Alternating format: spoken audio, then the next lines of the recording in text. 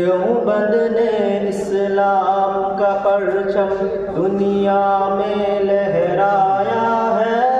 जुल्म सितम के दौर के अंदर हक का दीप जलाया है।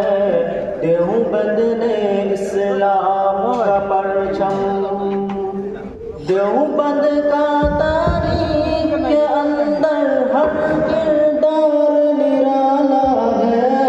रब की कसम अस्लाम का मेरे हर शाहकार निराला है।